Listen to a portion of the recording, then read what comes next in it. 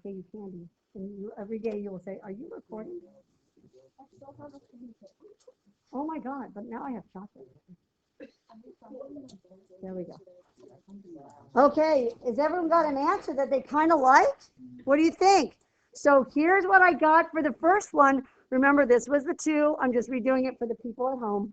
So it was x 1 over 2.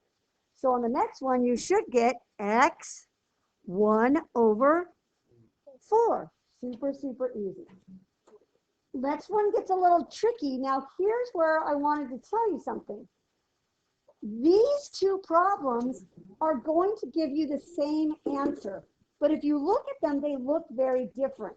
And here's what's weird. This is how my software does it.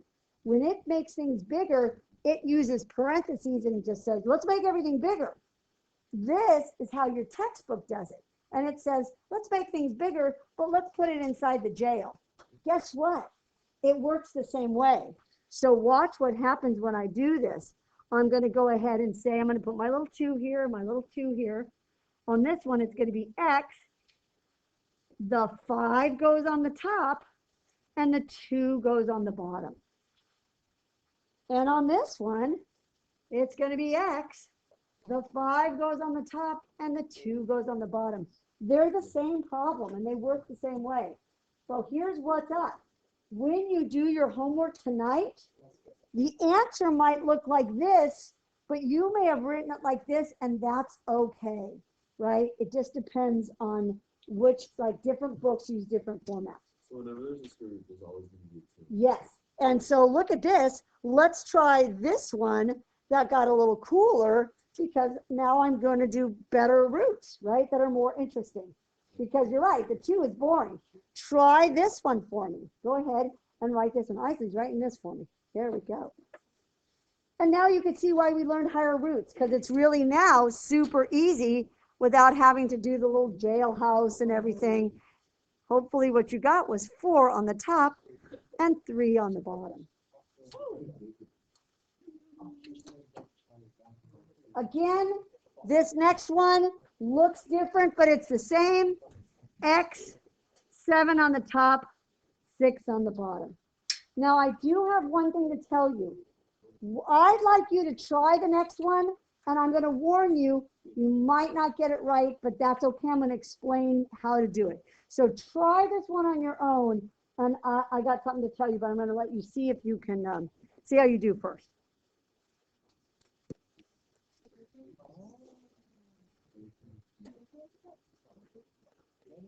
And if you're thinking, these are really easy, they are, once you get the hang of them. So here's how I might have done this if I didn't have a genius teacher tell me to do it a little bit different. I am tempted to do this, 3x and then 3 over 5, right? Here's the problem. That 3 over 5 is just attached right now to the x. And I actually need it attached to everything. So what I'm telling you tonight is whenever you have more stuff in the parentheses or more stuff in the little jail, give it a little parenthesis, right? Go ahead and say, oh, I'm doing all that junk, okay? So if it's just a letter in there, you're fine. But if you got a lot of junk in there, just go ahead and give me a parentheses because you're saying, hey, I'm doing everything in there, not just the X. Everybody okay with that? Yeah? We're going to step up our game and try going the other direction. Let's see how that works out for us. So now what we're doing is, and I'll be honest, I don't love it in exponential form. I really like the little jailhouse. It's easy for me. So let's go back the other way. Can you put this problem into a square root jail? Into radical form. That's the actual word. Got to get your jail going on there. The question is, where do you put the 2? Where do you put the 3? Well, I know the P is in jail, and I know the 3 goes here. You're going to have 2 options, and both are and both are fine. One way you could do it is put that like that, and you're totally good to go. The way my software that you are doing tonight does it, it's super lazy and it just does this. And it's super easy.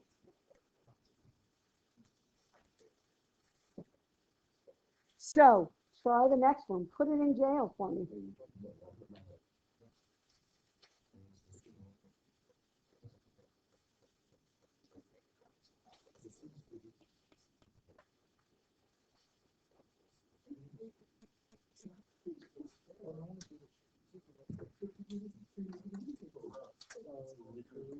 Now what you want to start getting the hang of, oh, where did it go? Sorry. There it is. What you want to start getting the hang of is if it's got parentheses, keep it in parentheses. Now this one you could have just done like this, but you probably want to get used to doing that. Yeah? Oh, is everyone okay? Norman, you good? He and Danny are going, we're fighting a little bit. Watch what I'm going to do on the next one. I got my square root jail. Now you have two options on this one. You can go 7n, but here's what you cannot do. You cannot just put the 5 here. Why can I not just do that?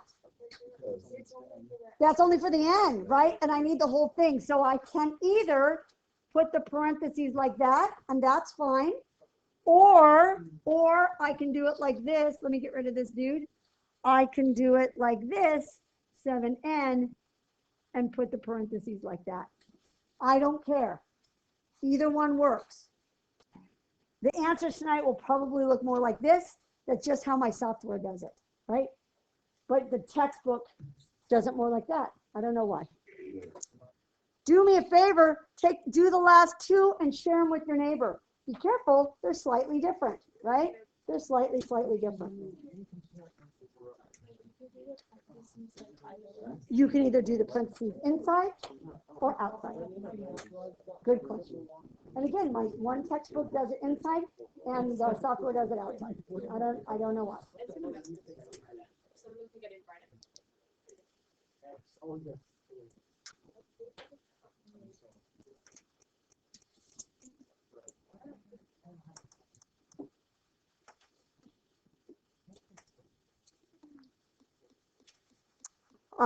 Here comes my answers if you want to take a look at them. I think I'm going to do it like the textbook does. I mean, like the software did. I did it like that. But if you did it like this is totally cool as well, as long as you pick a method. Doesn't matter to me. The last thing we're going to talk about, we're not going to do the last 3 problems. We're going to save those till Monday. But I do need to say this. We're not going to do a ton of these, but especially again for my friends going to pre-calc. Oh, and by the way, next Friday, we take a day off math and I talk college and what math classes you should take next year. There was a time when I left Clayton Valley when I was going to become a college counselor because they make a lot of money, but I was too lazy to get my certification, but I know all the tricks. So you're welcome. We'll do that on Friday. But guess what? Decimals works too. But you know what I do? I just change them into fractions, right? So that guy is just the square root of 2x. This guy is 3 over 4. And this guy is 3 over 2. That's all the ones we're going to have to worry about in Algebra 2. But I just don't want you to freak out if you see a decimal and be like, what is that? It's like, it's just a fraction. Not hard. You got this. Your homework tonight is easy. Skip the last 4. We'll do those on Monday. It's 10 minutes, and you're thinking, oh, Mrs. Tant, we don't have much time. No lie. You're just writing these back and forth. It's just practicing with that. You should finish in class. There you go. I am done. Goodbye, COVID kids. I waved. They can't actually see that. That's just so weird. Okay.